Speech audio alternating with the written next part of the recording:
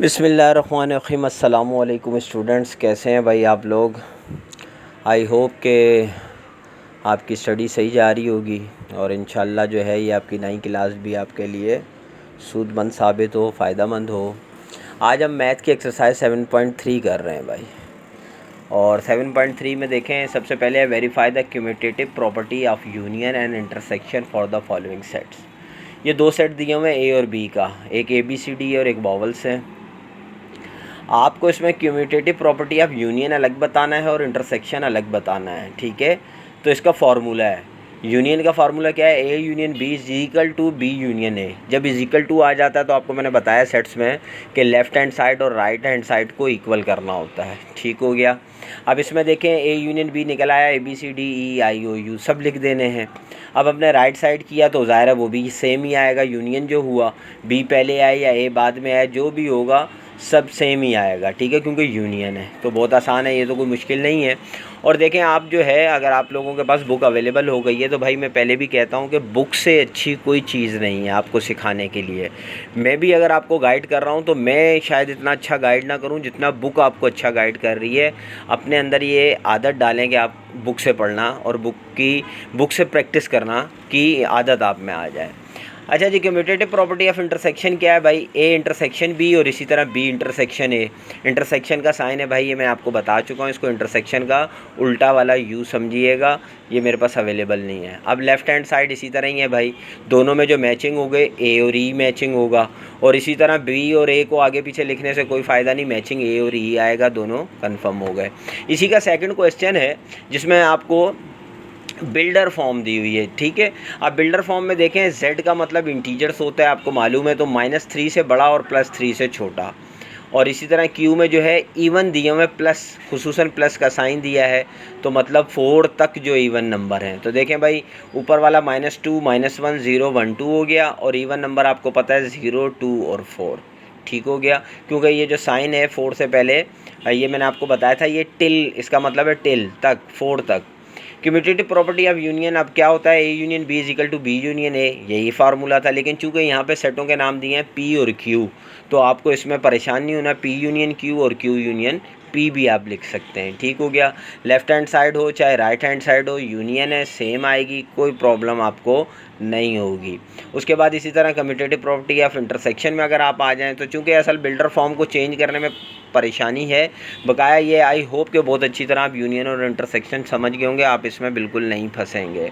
तो इंटरसेक्शन में भी इसी तरह, चाहे पी पहले आए या क्यू पहले आए, जो मैचिंग है 0 2 0 2 वो हमारा इक्वल ही आएगा। अब चलते हैं क्वेश्चन नंबर 2 की तरफ, जिसमें verify associative property of union और intersection of the following set. यहाँ पे भी वहाँ कम्यूटेटिव प्रॉपर्टी थी, यहाँ एसोसिएटिव प्रॉपर्टी है, ठीक है। एसोसिएटिव प्रॉपर्टी में थोड़े से सेट बढ़ जाते हैं, जैसे यहाँ एक सेट बढ़ गया ए बी और सी। अब एसोसिएटिव प्रॉपर्टी ऑफ यूनियन का जो फार्मूला है, ए यूनियन ब्रैकेट में बी यूनियन सी, और दूसरी तरफ ए यूनियन बी ब्रैकेट में पहले और फिर यू यूनियन सी। अब इसमें एक बात समझ लें, मैं पहले भी बता चुका हूँ, हमेशा हम ब्रैकेट पहले रिजॉल्व करेंगे, ये आप लोगों को अच्छी तरह मालूम है कि हम ब्रैकेट को सॉल्व करेंगे। तो बी यूनियन सी के हमने वैल्यूज़ लिखी, तो बी यूनियन सी हमारे पास आ गया 1 2 5 10 और 15 एंड 20। अब हम इसको पूरा, यानी ए यूनियन और बी यूनियन सी पूरा जो लेफ़्ट हैंड साइड है उसको कंप्लीट करेंगे। जी हाँ, तो यहाँ देखें, अब हमने क्या किया, नाउ वी सॉल्व किया पूरे को।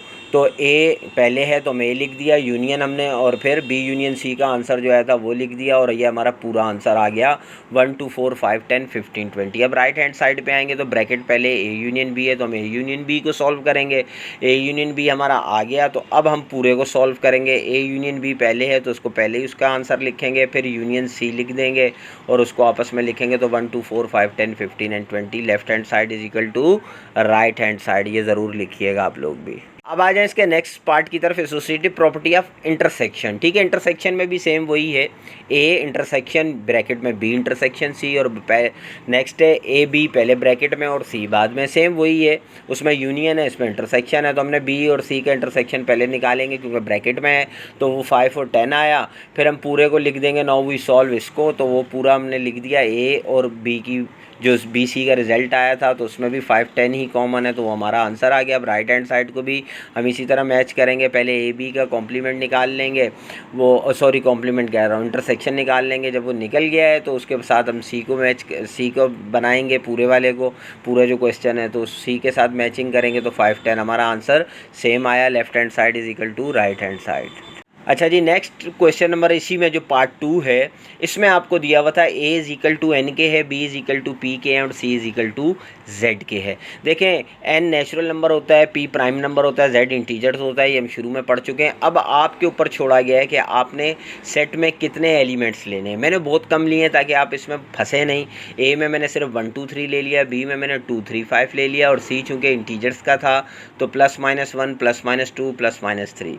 अब देखें, जो नेचुरल था वो 1 2 3 होता है, प्राइम जो थे वो 2 3 5 है। ये सब इस तरह सेटिंग से आपने छोटे सेट लेने हैं।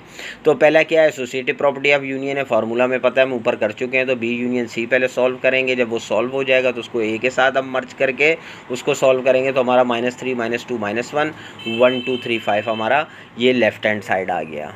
ओके जी, अब हम चलते हैं राइट हैंड साइड। तो राइट हैंड साइड में A यूनियन B की पहली ब्रैकेट है और फिर यूनियन C है।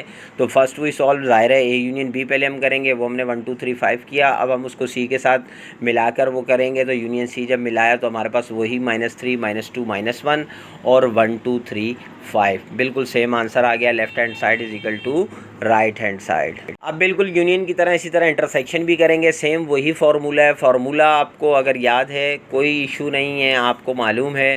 पहले आपने क्या करना है, देखें यहाँ मैं B इंटरसेक्शन C पहले हम सॉल्व करेंगे तो मेरा B इंटरसेक्शन C 2 3 आया। फिर हम उसको पूरी क्वेश्चन के साथ यानी A इंटरसेक्शन के साथ इंटरसेक्ट करेंगे तो हमारे पास आंसर वही 2 3 आया। ठीक हो गया।